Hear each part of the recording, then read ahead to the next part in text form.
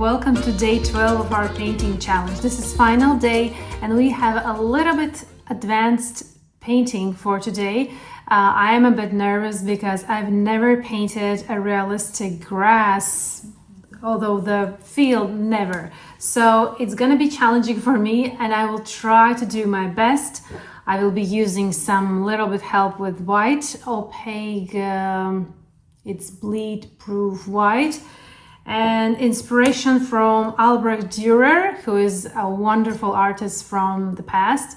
So let's see what this day will offer for us. And yes, I'm dressed super warmly because outside we have rained for a week and it's devastating. I'm missing sun, so if anybody has a lot of sun, please send to us. This is I took out sheets from my sketchbook. This is a little bit from my own reference that I have, and I will be using some inspiration from Dürer and a little bit from myself.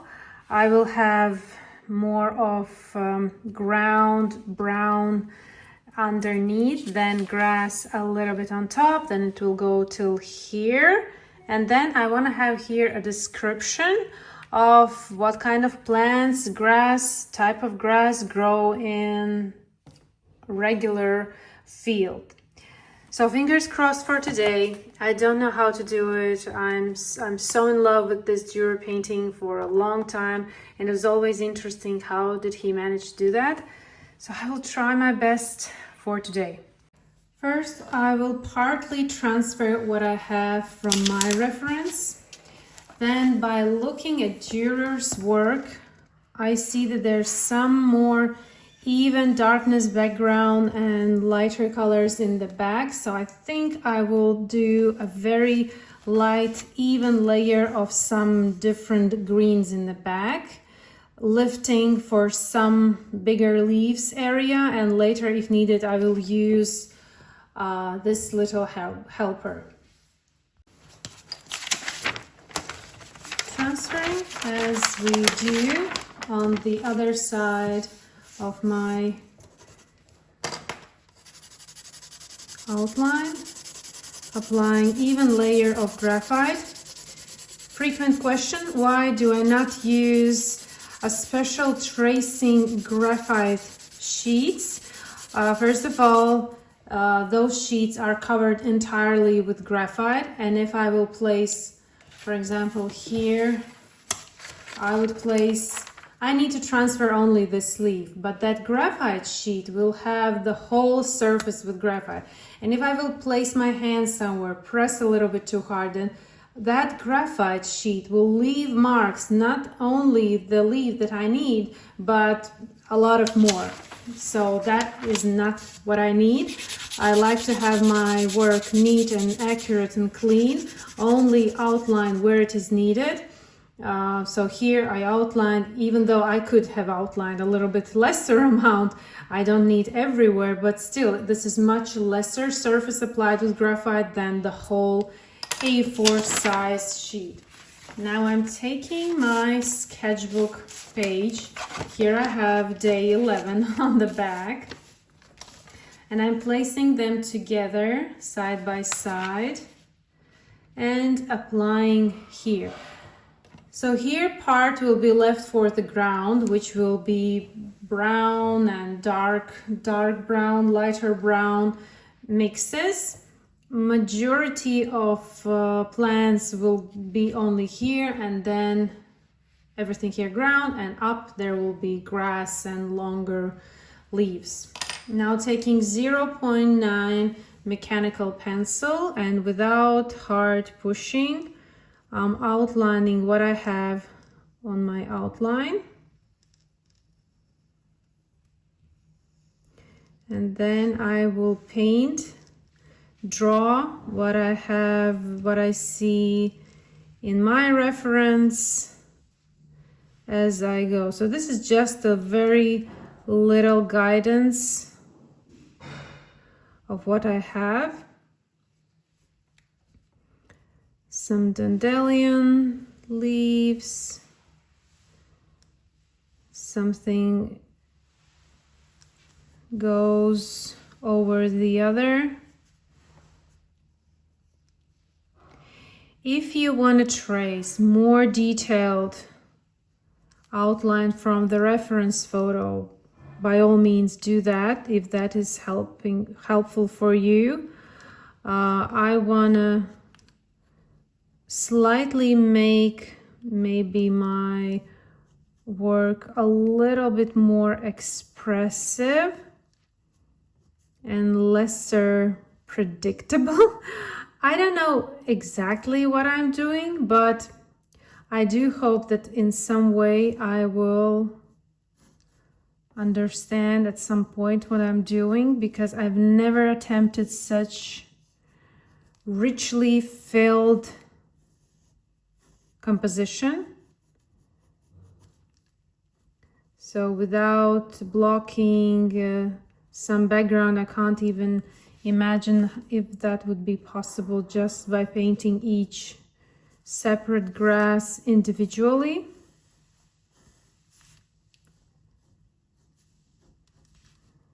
So I have some guidances here and I will use them.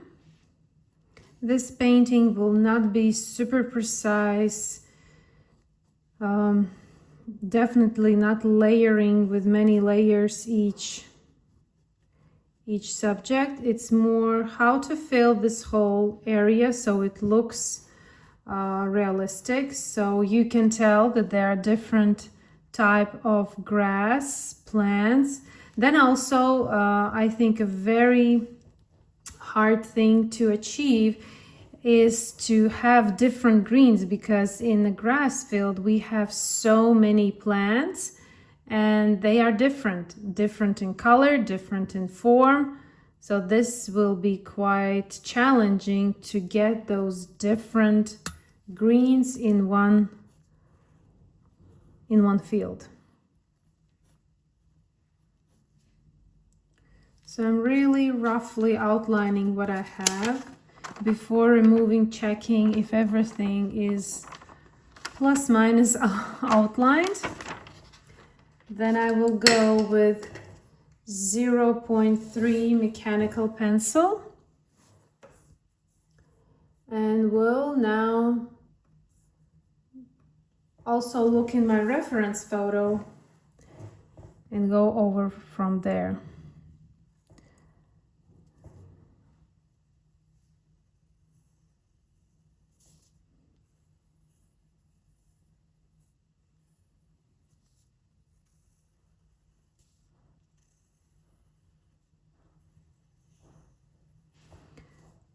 Maybe even to have outline something with ink marker would help.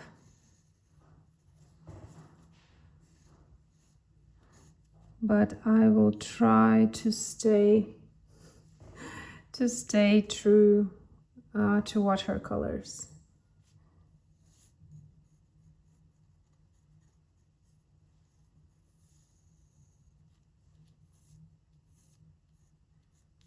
We'll see how it will work.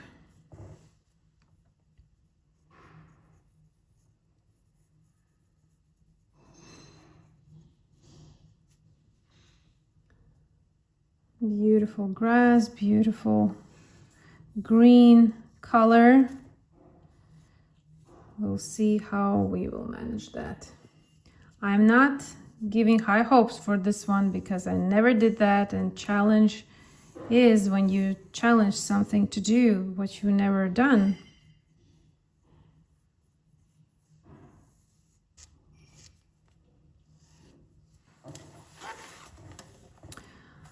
Also take a little peek how he connects here, where the grass begins. Try to do something similar.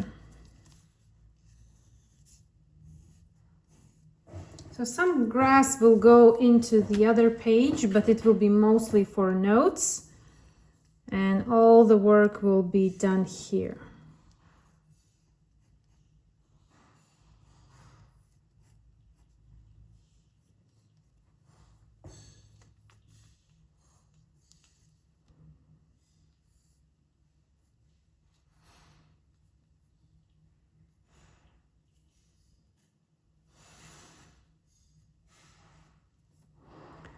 So everything goes into all directions.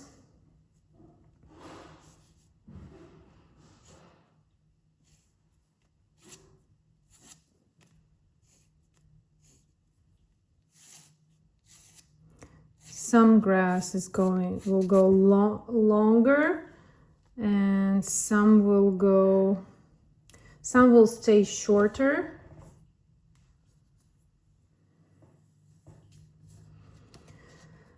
Okay, now taking an elastic eraser,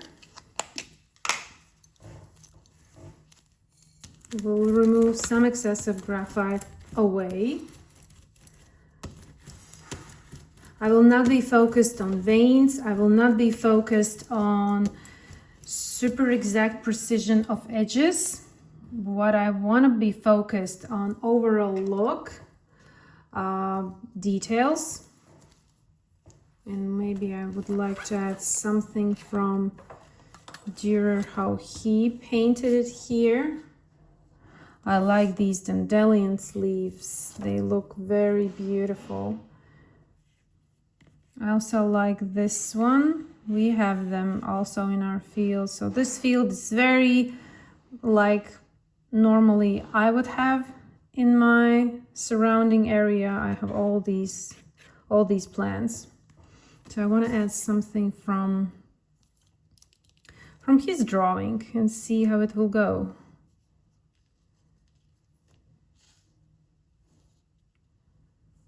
So now I'm basically freehand drawing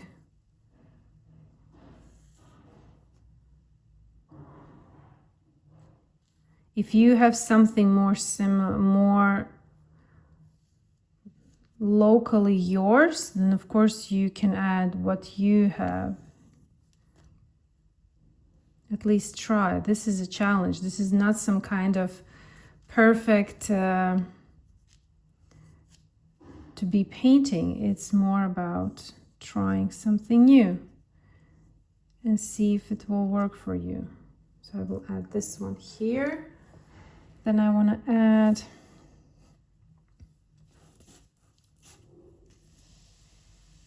so something can start higher, something can start lower. It's not like in when we were in kindergarten school, the horizon and everything grows from horizon. No, this is all part of the field, and it only depends. Something that is closer is bigger, something that goes further is smaller.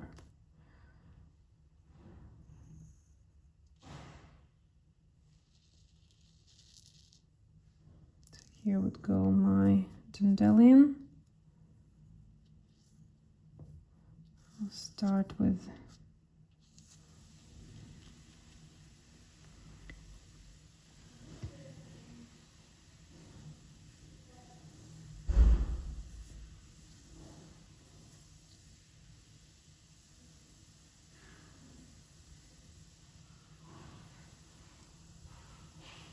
like this. This will be my dandelion. And okay, let's give it a try.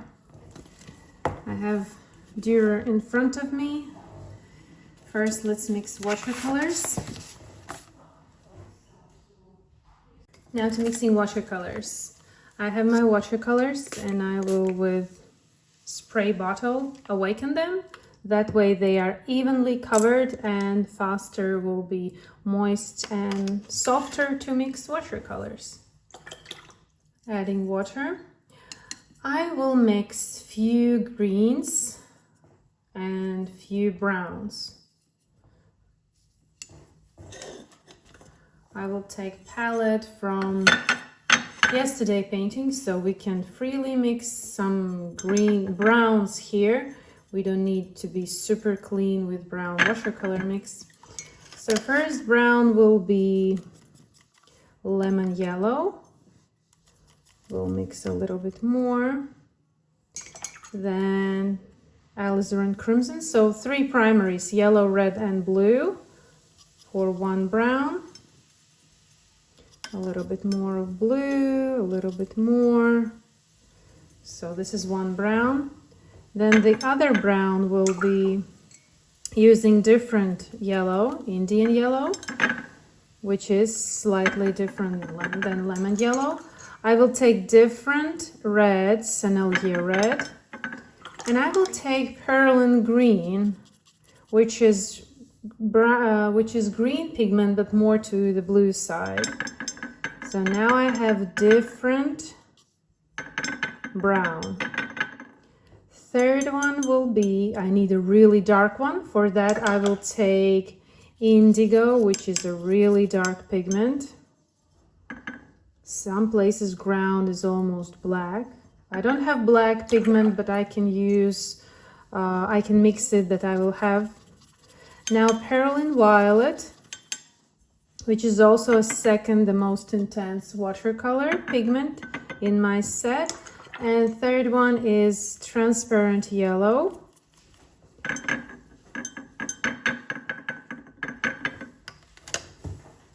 Taking piece of paper, testing. My darker one looks something to green, dark green. To make it a little bit more to the brown, I will take violet.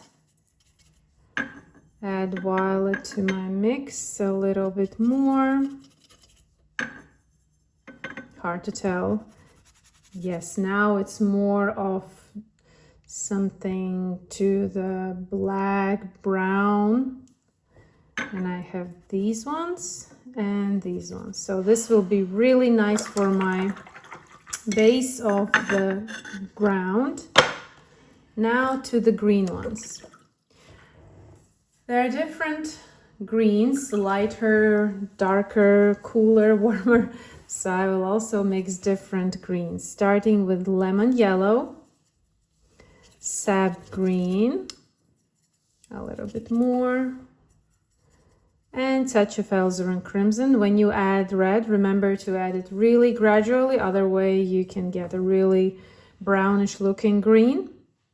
Now another mix, I will take sap green, a little bit more, and a little bit more Perlin green, and also a touch of red. Red pigment makes greens more natural, more realistic, because in real life rarely we have super vivid clean pigments. Now I would like to mix green from using ultramarine blue and transparent yellow, a little bit more, and a touch of red again. So here I have my greens. And I will just add clean sap green to my palette, like this. So I have 4 different greens here, 3 browns, which by added to some of greens I can have a variety of another green. So this is quite a huge range of watercolor mixes for one painting, and we can add a little touch of violet, add a little touch of yellow, and instantly change to a little bit different color tone. So we can use this. I will be working on this. Here I will only have a little bit something come out. So this second sheet I'm putting away. I have my browns. So I will start with the foreground. Taking round synthetic brush, we'll apply a little bit of water so that my colors spread better. Then applying watercolors, all my different browns, of course avoiding the leaves here, especially in the foreground.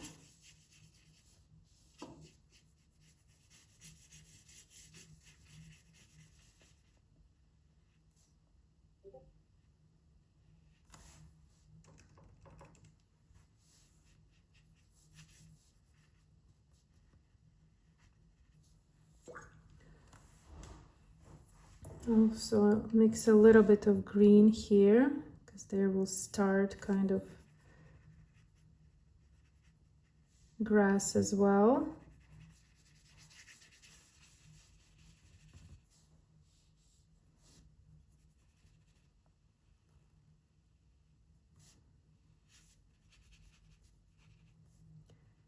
Of course, the bigger leaves in this composition make it more easier to fill the space, because you just paint a bigger leaf and it is there. The thinner, the harder. Taking green, as it goes higher, it is more obvious in the grass.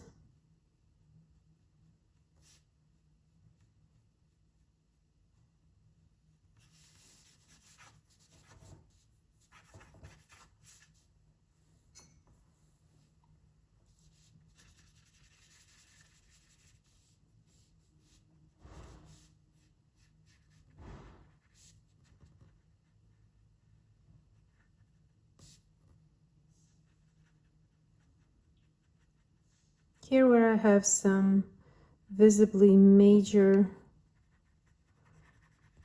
subjects, I am painting around them.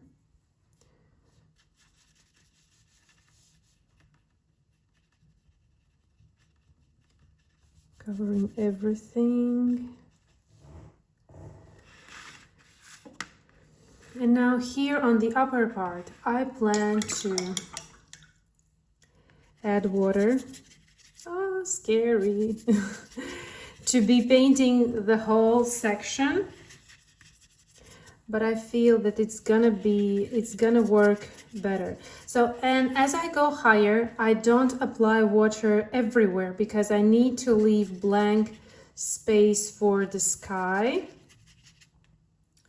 So I am applying not evenly on top. If I lift my paper, you can see that water is here. You can see it's not everywhere. And I'm taking some lighter green and applying it evenly. So I have the base. So I'm not painting each area separately. And as I go, I will lift some to the higher places. I will also add a little bit somewhere of darker color. Maybe not, it wasn't the best place where I put it.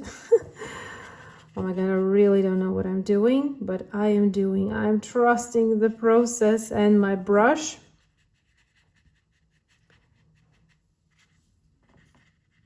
So yeah, these leaves here are more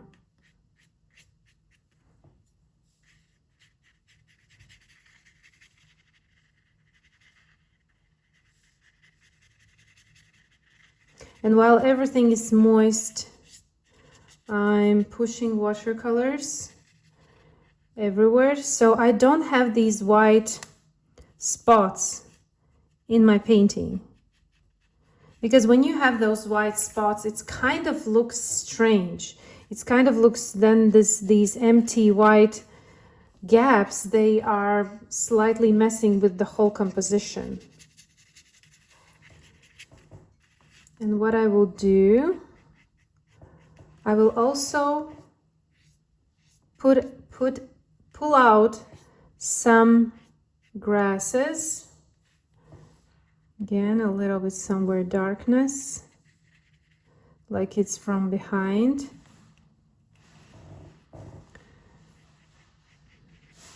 A little bit more, adding here and there.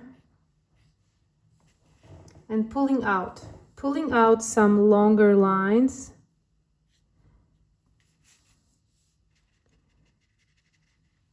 Getting some darkness.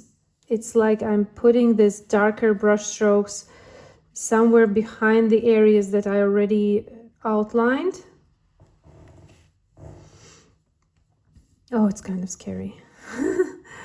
It is kind of scary what I'm doing, because it's not normally my way of painting, because I have everything controlled everything is under control, where I'm painting, what am I applying. Now it's kind of out of control. So I'm placing some darker watercolors in between, creating this depth. My surface is still a little bit moist. As you can see, watercolors spread very evenly and smoothly. I see my outlines here and there. What else? Applying watercolors as I go. Now, how to blend into this. Of course, Dürer painted it, I bet, for much longer time. We have 1 day, but it's kind of a sketch of and testing technique. Maybe this will work, maybe it will not work. This is just a test, so don't worry. And I'm trying to convince myself to not worry. If it doesn't work, then okay, next time I will try something different, maybe be more precise if this method will not work. But hey, we are here in the sketchbook. It's not the painting to exhibit. It's not a work that we plan to, I don't know, sell, or you can even, if it will not work, you don't need to show it to anyone. So in between, while the surface is still slightly moist, I'm applying this darker color indicates that there's some kind of happening more in the back, more grass. Yes, like this. So we have the base layer. I'm taking a finer tip brush, and I wanna add a little bit more of grass that goes out of this mess that I just applied.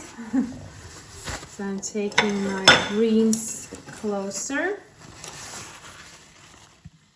We'll move my camera a little bit further. So I'm taking my greens.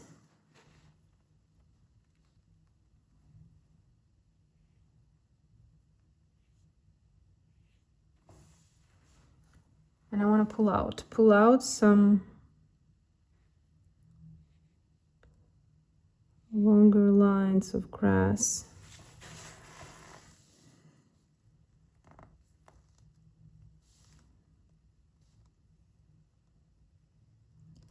Grass it doesn't grow as straight.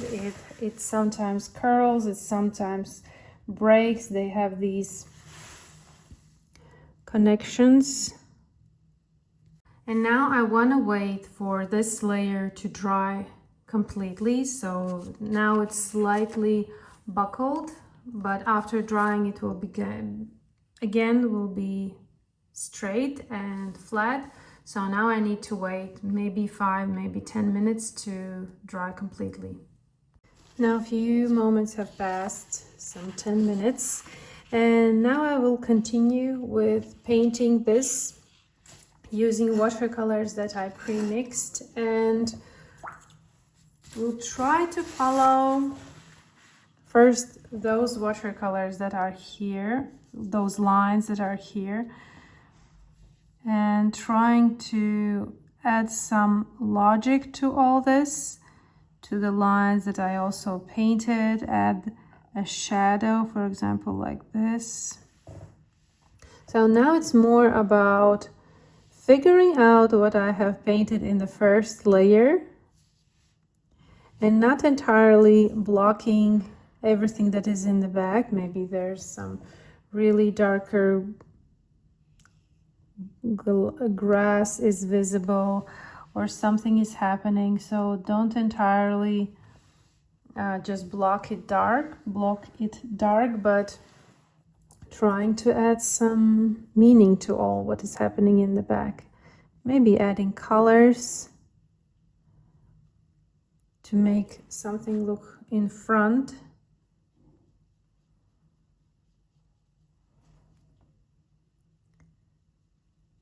and painting.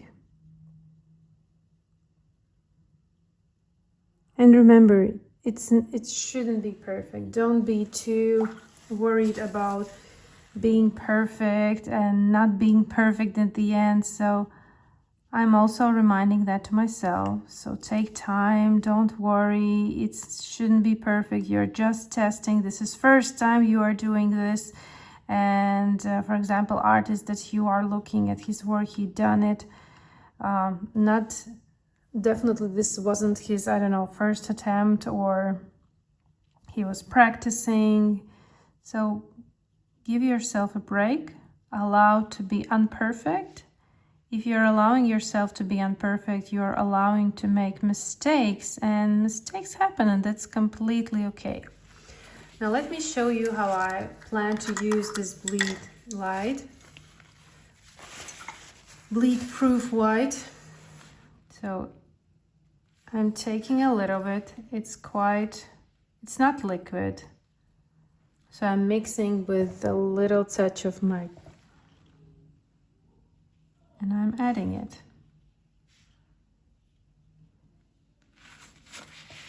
Cleaning my brush and smoothing. We'll see, maybe somewhere I will need it more vibrant, more lighter. We'll see.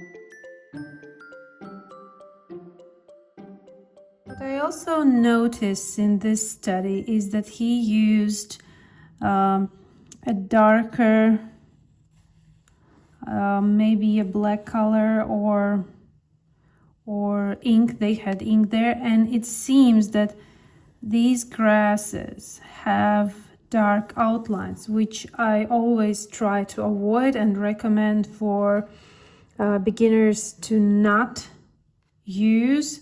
But it seems like in this case, this is helpful and makes everything more separated one from each other.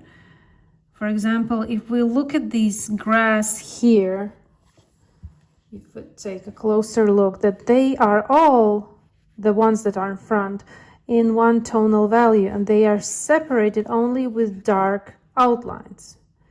So in some cases, this could be a solution. It's not everywhere. It's not like it's done with a really thin tool. For example, here it's only a green color outlined in this part. Here it's more of black. Well, yeah, it's interesting, a combination of different approaches. So in Dürer's case, it is really not as visible, those lines, as, for example, usually when we outline something is. So I have brown ink marker, which is 0.1, and if tested on a different piece of paper, then this brown is very light, and I think this could be helpful. If I would have green, that would be even better. So if you have a possibility to get ink markers 0.1 or 0.2 in green, go ahead and take it. So I want to outline some blades of grass.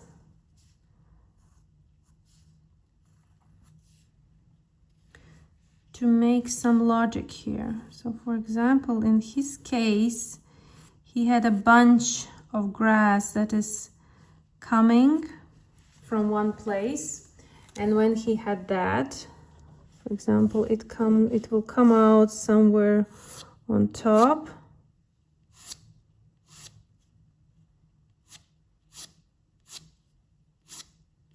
So who said we can't mix tools? Of course we can. If I follow what Dürer is doing, then now in between these ones that I outlined, I will add, it is called painting in negative space. So I'm painting around them, that like behind these grass blades is darkness, and then they automatically appear because they have darkness around them. So testing different methods, approaches, that is what experiments are doing.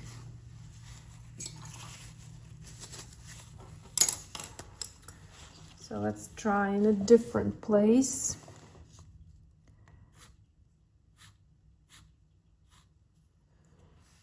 Be more accurate next time.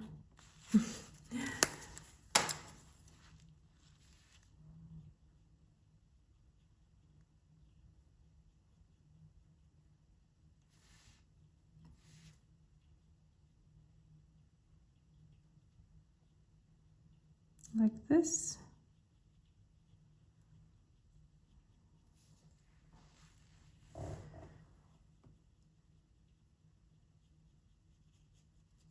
And painting around this bigger leaf.